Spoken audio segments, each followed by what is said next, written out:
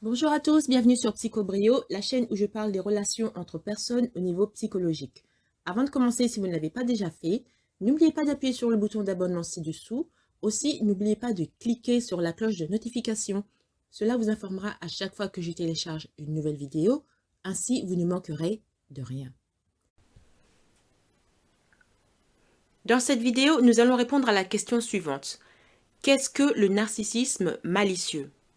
On sait que le trouble de la personnalité narcissique est un état de santé mentale dans lequel les gens ont un sens déraisonnablement élevé de leur propre importance. Et dans une précédente vidéo, j'avais expliqué qu'il y avait déjà plusieurs types de narcissisme. Donc, il y en a 5.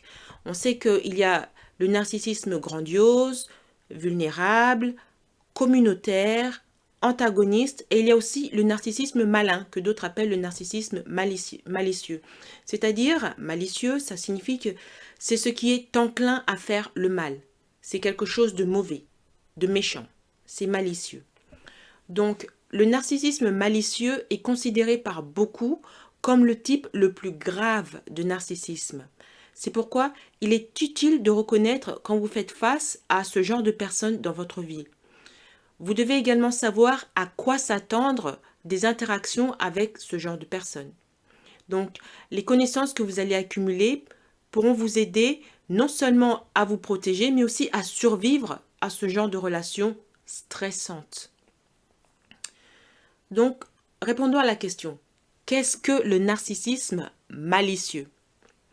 Eh bien, les narcs en général aiment être vus comme étant le centre de l'univers. Toutefois, au-delà du désir de se concentrer principalement sur eux-mêmes et d'être tenus en haute estime par pratiquement tout le monde, les personnes atteintes de narcissisme malicieux ont tendance à avoir un côté plus sombre de leur auto-absorption. Par exemple, Sheila peut être très manipulatrice et elle ne se soucie pas de qui elle blesse tant qu'elle obtient ce qu'elle veut. J'ai raconté l'histoire de Sheila dans ma série Les mères narcissiques et leurs filles. Je vous invite à regarder. Donc, en bref, Sheila a eu un bébé avec un homme marié. Le bébé, c'était dans le but de forcer l'homme à l'épouser elle, de quitter sa femme et de l'épouser elle. C'est méchant, n'est-ce pas? Méchant du point de vue de la femme et ça montre beaucoup d'égoïsme et d'auto-absorption de la part de Sheila. Elle se fiche de toutes les personnes à qui elle fait du mal. Elle fait du mal à la femme du gars marié, elle fait aussi du mal au bébé qui va naître. Et potentiellement même à l'homme marié. Bon, l'homme marié, il n'est pas innocent non plus, hein. Mais ici on parle de Sheila. Donc, parmi les différents types mentionnés auparavant, c'est-à-dire les différents types de narcissisme, grandiose, vulnérable, communautaire, antagonisme et malin. Donc, parmi ces différents types, les personnes atteintes du narcissisme malicieux sont les plus dangereuses. Pourquoi? Eh bien, le psychologue social Henrik Fromm, c'est lui qui a inventé le terme narcissisme malicieux, malin, enfin ce genre de truc, eh bien, il a appelé les personnes atteintes de ce type de narcissisme la quintessence du mal, c'est-à-dire l'essence du mal. C'est-à-dire qu'il n'y a rien de bon chez eux. Rappelez-vous de l'expression que j'utilise souvent. Je dis, il ne reste plus rien à sauver. Ce sont des gens qui n'ont aucune qualité rédemptrice. Ils ne sont que inspirés, activés par le mal. Un narcissisme normal veut juste qu'on lui jette des fleurs. Oh, regardez-moi, je suis le plus beau, je suis le meilleur, je suis ci, je suis ça, je suis ça. Mais un narcissiste malicieux, non seulement il veut qu'on lui jette des fleurs, qu'on le considère comme le meilleur dans ci, dans ça, de ça, mais en plus, il choisit une victime à qui il veut faire du mal. Une victime ou plusieurs victimes. C'est quelqu'un qui est activé par le mal. Ils n'ont aucune qualité rédemptrice. C'est ça qui fait d'eux les plus dangereux de tous les types de narcissisme. Donc, les personnes atteintes de ce sous-type contiennent les traits généraux du trouble de la personnalité narcissique, y compris l'égocentrisme. Ils ont aussi des traits antisociaux et ils ont aussi une tendance sadique, ainsi qu'un manque d'empathie. En plus, il y a souvent une certaine paranoïa impliquée dans le narcissisme malicieux. On voit ça dans les films Gladiator. le jeune prince qui plus tard devient empereur, Commodus, c'est quelqu'un qui est méchant. Si vous avez vu le film de Gladiateur, c'est quelqu'un qui est méchant. Il fait du mal à tous ceux qui l'entourent. À un moment, il tue son père, il essaye de violer sa sœur, et toutes les autres personnes qui sont ses subalternes vivent dans la crainte de lui.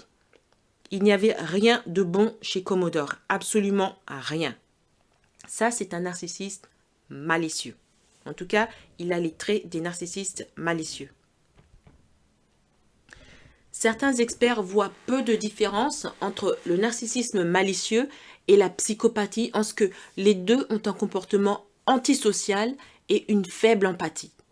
Maintenant, vous vous demandez sûrement, si j'ai affaire à ce genre de dingue, comment est-ce que je peux les reconnaître? Eh bien, voici quelques signes qui vont vous aider. Les signes et symptômes du trouble de la personnalité narcissique. C'est ça que je vais mentionner. Donc, gardez à l'esprit que la gravité de ces symptômes peuvent varier d'une personne à une autre. Donc, dans narcissisme malicieux, il y a d'abord l'expression narcissisme. Donc, on va voir ce qu'est le narcissisme. Les signes qui montrent que la personne est un narcissique. 1, c'est quelqu'un qui est préoccupé par les fantasmes sur la beauté, la brillance, le succès, le pouvoir. 2, incapable d'accepter les critiques. 3, susceptible de profiter des autres pour obtenir ce qu'il veut. 4, trop préoccupé par son apparence.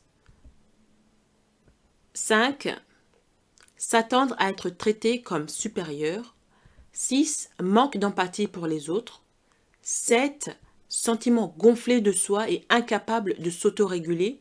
Par exemple, de contrôler sa colère, par exemple. Pour certains, ils sont incapables de contrôler leur colère. Donc, ensuite, il y a ne ressent aucun remords pour avoir blessé les autres et aucun intérêt à s'excuser, à moins que cela leur profite. 9, avoir l'attitude de mériter le meilleur de tout. Donc, ce sont des gens qui sont capables de voler vos affaires. Imaginez dans une famille, quelqu'un qui va voler les affaires de sa sœur pour aller, je sais pas moi, en boîte et tout, sans se rendre compte que il faut demander la permission de prendre quelque chose avant de voler, avant de se servir. 10, tendance à monopoliser les conversations et ou à maltraiter ceux qu'il perçoit comme inférieurs. Et enfin, 11, tendance à blâmer les autres pour leur propre mauvais comportement. Est-ce que vous connaissez des gens comme ça? Ça ne veut pas dire que les gens qui font ça sont tous des narcissiques. On a tous plus ou moins des niveaux de ce genre de problème en nous. Mais un narcissique prend ça à un niveau élevé. Très, très, très élevé. Ça devient part de sa personnalité. Par exemple, le manque d'empathie pour les autres. Parfois, on n'a pas tellement d'empathie, genre, oh, je peux pas t'aider, je suis en retard, je dois partir. Je veux dire, quand c'est pas un cas trop grave, bien sûr.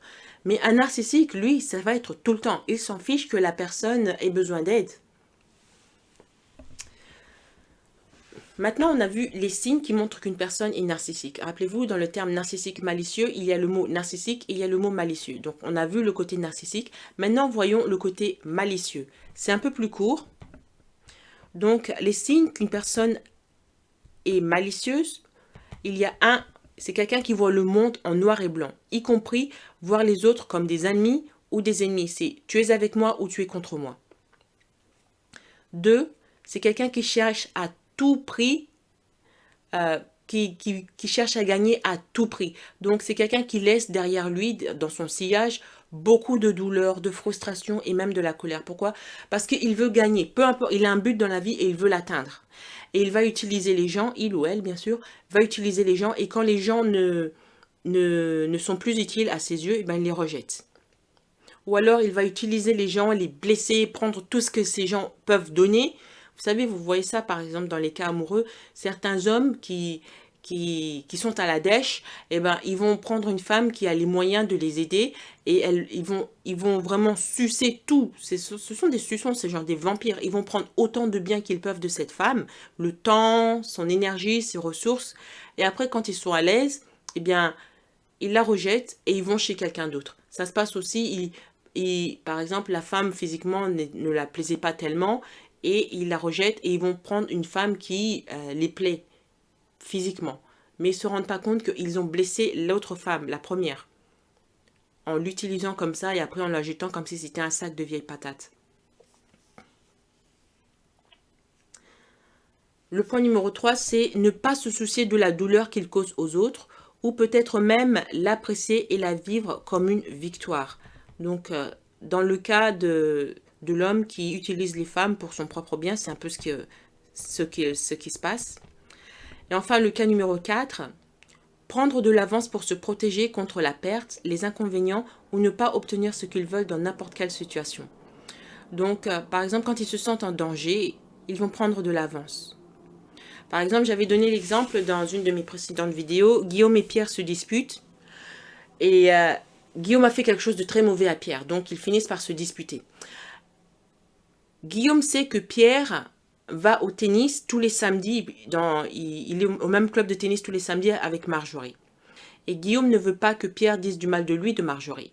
Donc, ce qu'il va faire, c'est le mardi, il téléphone Marjorie, il dit « Oh, tu veux aller au café et tout ?» Marjorie fait « Ah, je viens. » Et après, au café, Guillaume commence à dire du mal de Pierre.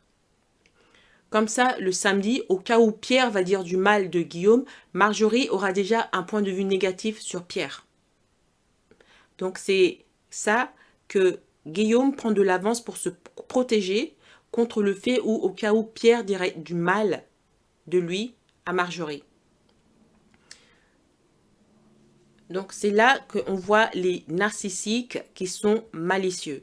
Donc, ce qu'on a vu jusqu'à présent, c'est que ce sont des gens qui sont les pires des narcissiques. Il y a les grandioses, le vulnérable, le communautaire, l'antagoniste.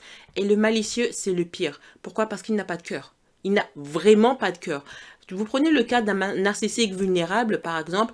À un moment, il va se dire « Oh, j'en fais peut-être un peu trop, je vais arrêter là. » Mais le malicieux, il ne va pas dire « Oh, j'en fais peut-être un peu trop, je vais arrêter là. » Rappelez-vous le film Gladiator avec l'empereur, le jeune empereur Commodore. Déjà, il a tué son père. Ça, c'est déjà très mauvais. En plus, il essaye de violer sa sœur. Dans le film, il ne va pas aussi loin, mais dans la réalité, certains historiens disent qu'il est parti aussi loin. Mais dans le film, ils vont pas... Il meurt d'avance. Il meurt avant qu'il en arrive là. Donc, c'est des gens qui n'ont pas de cœur, qui ne sont que activés par le mal et leur grandiosité. Donc, est-ce que vous avez déjà eu affaire à un narcissique malin? C'est-à-dire quelqu'un qui a une très très haute idée de lui-même, mais en plus qui n'hésite pas à faire du mal aux autres. Surtout si c'est pour obtenir quelque chose qu'il veut, ou alors juste par le plaisir de blesser les autres. Donc voilà ce que c'est qu'un narcissique malin. Dans cette vidéo, on a répondu à ça. Qu'est-ce qu'un narcissique malin? On a vu quelques signes qui nous permettent de déterminer si on a affaire à un narcissique malin. Dans la prochaine vidéo, dans la deuxième partie, on va parler des causes qui fait que quelqu'un devient un narcissique malin. Et on va parler de différents diagnostics que les spécialistes ont conclus avec eux. Donc ce sera la deuxième partie. Et je vous invite, bien sûr, à la regarder. Merci d'avoir écouté cette vidéo. Avant de partir, n'oubliez pas de vous abonner et de partager cette vidéo en ligne. Il y a sûrement quelqu'un que vous connaissez qui a besoin d'en savoir plus sur ce qu'il en est réellement des narcissiques et des problèmes de santé mentale. Si vous aussi, vous voulez me demander de développer un sujet sur les relations psychologiques qui vous intéressent, vous pouvez me contacter par le moyen de mon compte Buy Me a Coffee. Le lien est en bas. Merci et à bientôt.